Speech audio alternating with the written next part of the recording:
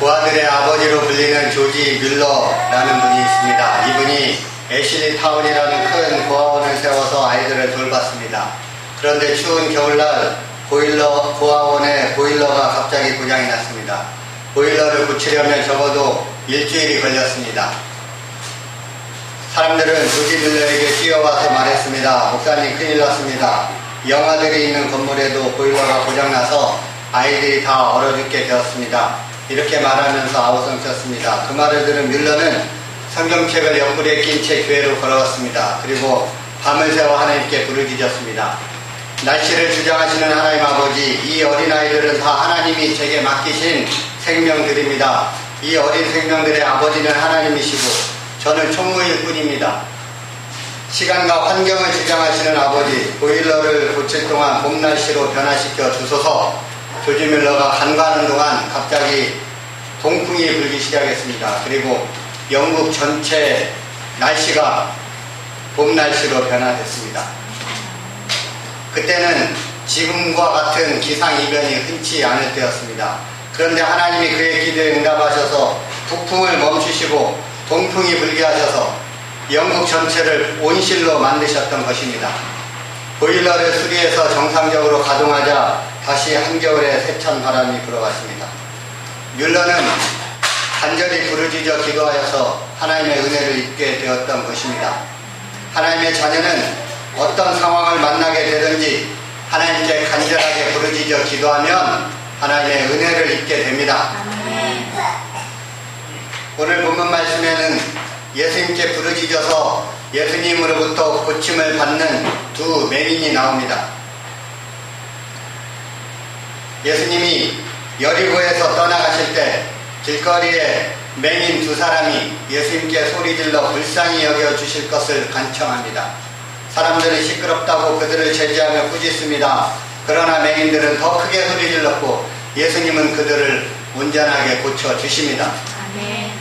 믿음을 가진 사람은 어떤 어려움에 직면해도 예수님께 부르짖는 일을 포기하지 않습니다. 맹인들은 예수님이 그들의 눈을 뜨게 해주실 수 있다는 확고한 믿음을 가졌기에 끝까지 부르짖었습니다. 예수님은 그분을 간절히 찾는 자에게 은혜를 베푸십니다. 예수님께 나아갈 때 주변에 신경 쓰는 사람들이 있습니다. 그러나 그것은 불필요한 태도입니다. 우리에게 필요한 것은 예수님께만 집중하는 태도입니다. 주변 사람들의 말이나 분위기에 요동할 필요가 없습니다. 우리는 오직 예수님께 집중하고 예수님께 끝까지 부르짖어 기도함으로 반드시 하나님의 은혜를 입어야 합니다. 성령의 도우심으로 살아야 합니다. 사람을 치유하고 살리는 생명의 역사가 나타나는 삶을 살아야 합니다.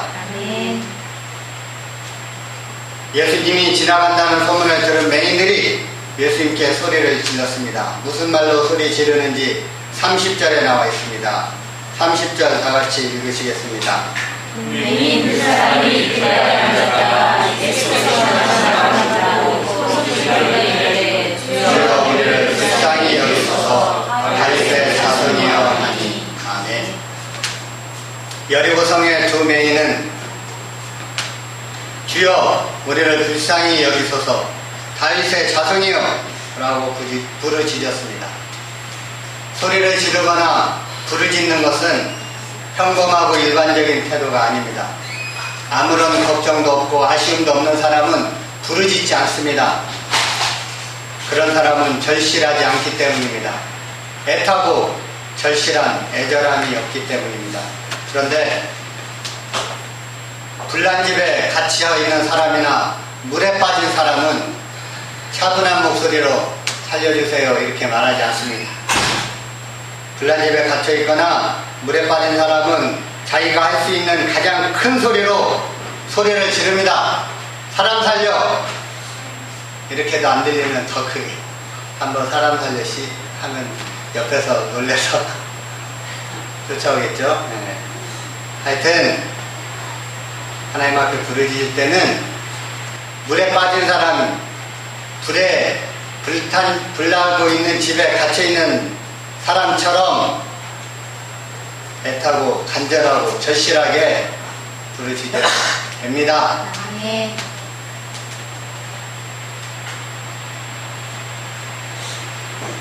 그렇게 온 힘을 다해 소리 지르는 것입니다. 극한 상황에 처하면 소리 지르지 말라고 해도 소리를 지르게 됩니다. 몸부림치며 부르짖을 수밖에 없습니다. 오늘 말씀의 두 맹인은 아무 희망이 없이 살고 있었습니다. 그러던 중에 그들은 예수님에 대해 들었습니다. 그들은 예수님이 병든 자를 고치고 귀신 들린 자를 온전케 하고 심지어 죽은 자도 살리는 능력의 예수님이시고 고단한 인생을 사는 불쌍한 사람들을 품어주시는 사랑의 예수님이라는 것에 대해서 들었을 것입니다. 그래서 그들은 예수님이 그들 앞을 지나가신다는 말을 들었을 때 예수님을 만나기 위해 소리를 지른 것입니다. 그들의 고통이 그들의 목소리를 높이게 만든 것입니다. 우리가 당하는 문제는 예수님을 만날 기회입니다. 우리가 당하는 문제는 예수님께 소리 질러 부르짖을 기회이고 우리의 고통을 들어주시는 예수님을 가까이 만나게 되는 기회입니다. 문제들을 놓고 불평하지 말고 문제를 통해서 예수님을 더 가깝게 만나게 되시기를 축복합니다. 주여라고 말하는 말은 헬라어로 큐리에입니다. 이것은 하나님께만 쓸 수 있는 신적인 칭호입니다. 그리고 다윗의 자손이요, 다윗의 자손은 메시아 칭호입니다. 그 당시 유대인들은 다윗 계통의 메시아를 기다리고 있었습니다. 그리고 쿰란 공동체도 다윗과 같은 왕적인 메시아를 대망하고 있었습니다. 유대인들에게 내려오는 솔로몬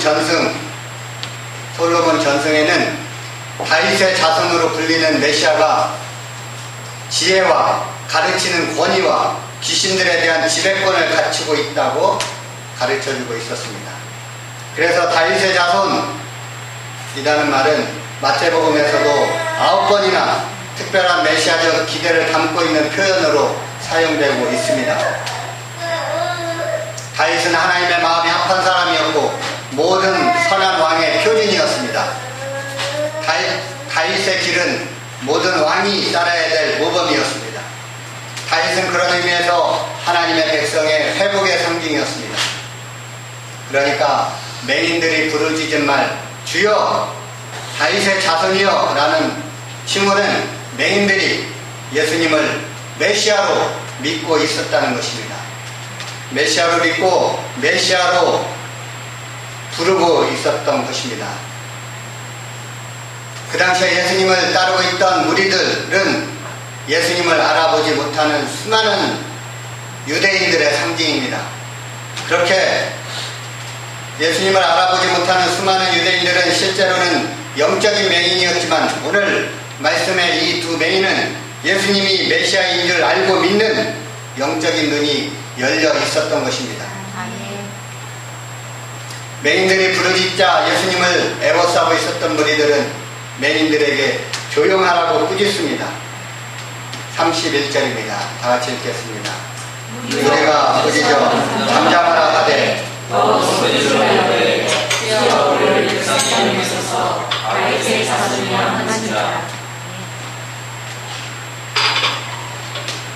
무리는 맹인들에게 잠잠하라 라고 꾸짖었습니다.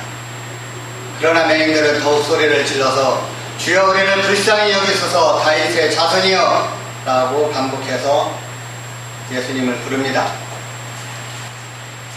누가 맹인들을 꾸짖었는지는 분명하지 않습니다. 그저 무리라고 하는 불특정 다수입니다. 그때 예수님 주변에는 제자들도 있었고 여리고성의 주민들도 있었을 것입니다. 어쩌면 그들 모두가 맹인들을 꾸짖었을지도 모릅니다. 그런데 분명한 사실은 그 무리들은 두 맹인처럼 급하고 절실한 아쉬운 상황에 처해 있지 않았다는 것입니다. 그리고 이 무리들에게는 맹인들을 불쌍히 여기는 마음이 없었습니다. 맹인들을 불쌍히 여겼다면 그들을 예수님께 인도해 주었을 것입니다. 이 무리들은 그들의 소리에 귀를 기울일 마음의 여유가 없었습니다. 맹인들이 예수님을 바로 만날 수 있었다면 굳이 소리를 지르지 않았을 것입니다. 우리는 사람을 소중히 여기는 마음을 가져야 합니다. 일과 성공에 대한 집착 때문에 하나님의 형상을 닮은 사람들을 무시하고 가볍게 여기지 않도록 조심해야 합니다. 맹인들은 그 누구도 그들의 문제를 해결해 줄 수 없음을 알았습니다. 사람들은 기껏해야 동전이나 던져줄 뿐입니다. 그들을 구원할 분은 오직 예수님 뿐이었습니다. 그러므로 그들은 예수님께 소리를 지르지 않을 수 없었습니다. 보통 때는 체면이나 예의나 상식을 생각해야 하지만 사느냐 죽느냐를 가늠하는 근본적인 문제라면 예수님 앞에서는 이 모든 것을 초월해야 합니다. 사람들을 의식하고 사람들의 의사를 존중해야 하지만 그것이 언제나 좋고 올바른 삶의 표준인 것은 아닙니다.